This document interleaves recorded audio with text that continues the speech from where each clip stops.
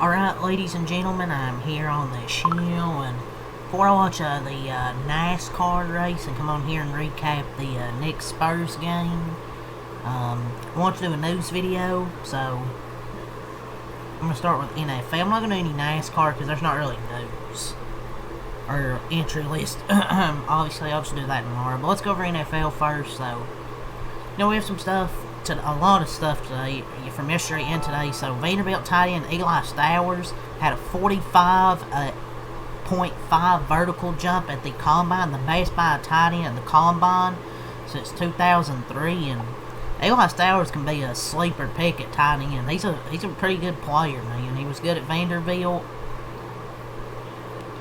Well, I think he could be a good steal at tight end in the draft. Yeah, good vertical jump right there. The Packers, they are not placing the tender on running back Emmanuel Wilson per source. He will be a free agent, rushed for 496 yards and 3 touchdowns last year. The Raiders now have named Nick Holes, who coached 10 seasons for the Raiders from 2012 to 2021. Served the past 2 years as the Titans' offensive coordinator, as their offensive pass game coordinator. Oregon's Kenyon Sadiq, tight end, made history Friday. He ran a 4.39 second 40-yard dash, the fastest time for a tight end at the combine since at least 2003. So these tight ends are making history, man, in this NFL combine. Jerry Jones, he says he sees the Cowboys as bigger spenders in free agency. Oh, really now? Who are they going to get? Some mid-ass corner or something? Jerry all in. Yeah, right. Maybe they'll make roster moves. Maybe they could turn. Maybe they'll turn the "we believe in our guys" into actual roster moves. So the Cowboys, they will restructure the contracts of Dak Prescott, CeeDee Lamb, Tyler Smith, which will create $66 million of cap room. Jerry Jones said the Cowboys will rework the contracts of Kenny Clark, Quentin Williams, and Osa Odighizuwa, who are scheduled to count around $63 million against the cap. Jerry's trying to do something, I guess. Jeremiah Love ran a 4.36 at the combine. Taylor Green ran a 4.36. Brennan Thompson, Mississippi State receiver, ran a 4.26. Xavier Thompson ran a 4.28. So from Jeremy Fowler, Kyler Murray and Geno Smith are strong considerations for the Vikings at quarterback, with Tua Tagovailoa and Kirk Cousins on the radar as well. So Vikings are trying to look at other quarterbacks. Shit says Geno Smith. J.J. McCarthy's already broke the Vikings and he played one season. The Dolphins almost certainly will designate Tua Tagovailoa as a post-June 1 release to help defray some of the $99.2 million in dead money it will cost to release him, per Dan Grazzano, ESPN, here from Adam Schefter. Wow, man, you're telling me teams don't want to trade for Tua Tagovailoa? Guess you got it. It's the hard-to-swallow pills for the Dolphins. Tua sucks.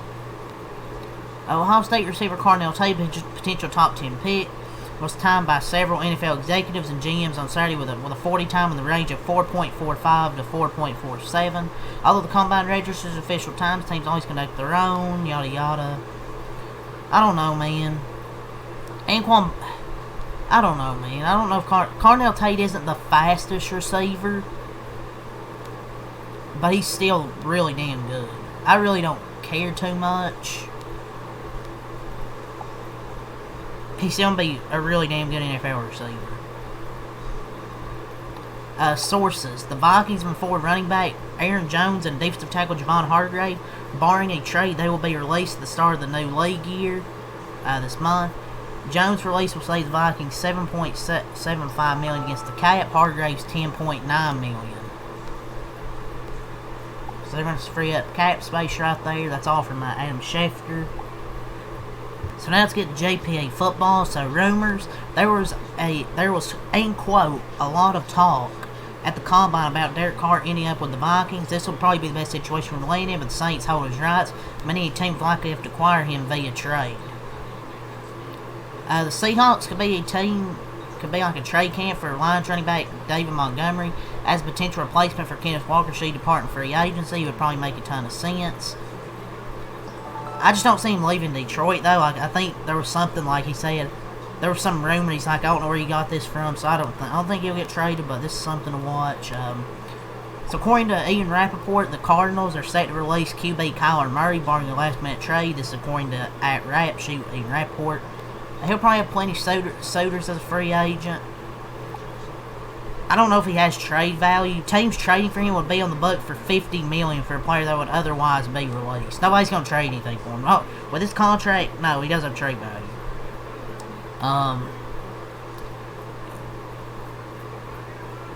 This is the most obvious Minnesota Viking.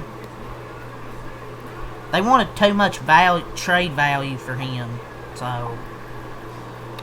Per Tony Pauline, some people in the league circles predict Alabama QB Ty Simpson will be a top 12 pick in the draft. The Browns have done, end quote, extensive work on Simpson and can be a team to watch. I don't know if I believe this, but I don't know, man. If the Browns had just built a good O-line with their last 5-6 first-round picks, Ty Simpson, I think it would still be a reach, but maybe it won't be that bad. But they don't have an offensive line. Browns drafted QB who got benched in a blowout, playing like shit in his final college game would be the most Browns thing ever. I don't see it happening, though. I think it's just a rumor. Vikings defensive lineman John Allen and center Ryan Kelly are other candidates to keep an eye on in Minnesota. Dolphins safety Minkah Fitzpatrick, who could be traded / released, is a potential name to watch for the Jets. Multiple teams have the opinion that Geno Smith was, quote, held back by the Raiders' offensive system last season and are eager to see him released. Sure, man. Sure, I doubt it. The Raiders suck, but I doubt he was being held back. Yeah, he was sure held back throwing all those interceptions. Perry report the Cowboys are on, end quote, Nakobe Dean watch. They are expected to heavily pursue him when free agency opens up. Not too much of a surprise. I mean, Nakobe Dean's a good player. The book on him has always been good player injury risk. Look, I've watched a lot of Cowboys and Eagles play a lot. Nakobe Dean's a really good player. Sometimes he can't stay healthy, but honestly, I would like it. Man, Nakobe Dean and DeMarvion Overshown, if they don't overpay, he just needs to be healthy.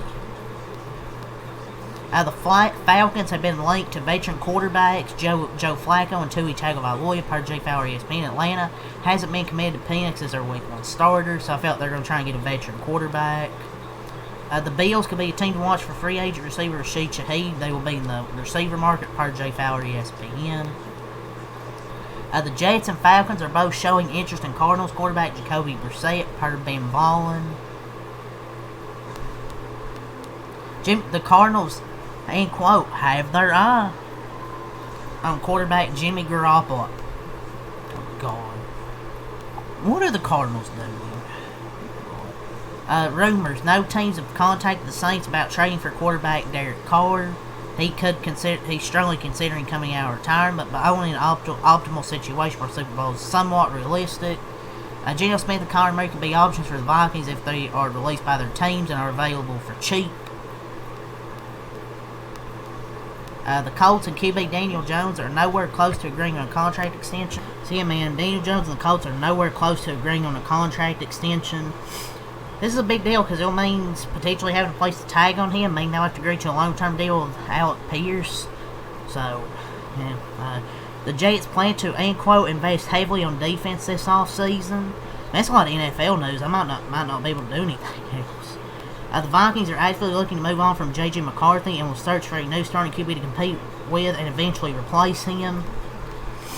The Bills could be eyeing free agent receiver Romeo Dobbs' potential addition, so it looks like they're eyeing Rashid Shaheed and Romeo Dobbs. The Titans are rumored to view running back Jeremiah Love as the best overall player in the entire draft. NBC's Matthew Berry says he keeps hearing about Kyler Murray potentially ending up with the Jets. That is one that I keep hearing a decent amount. Kyler Murray to the Jets. Maybe. Rumors, the Giants are interested in free agent running back Kenneth Walker. The Patriots have explored an A.J. Brown trade, but feel the Eagles' current asking price is unserious. Unserious. The hell are they offering? Think you're going to get him for nothing? The Buccaneers met with Mike Evans' representatives at the NFL Combine Thursday night and will, quote, aggressively pursue trying to re-sign him. The Giants can end up reshaping their roster in a major way with some potentially shocking moves set to happen.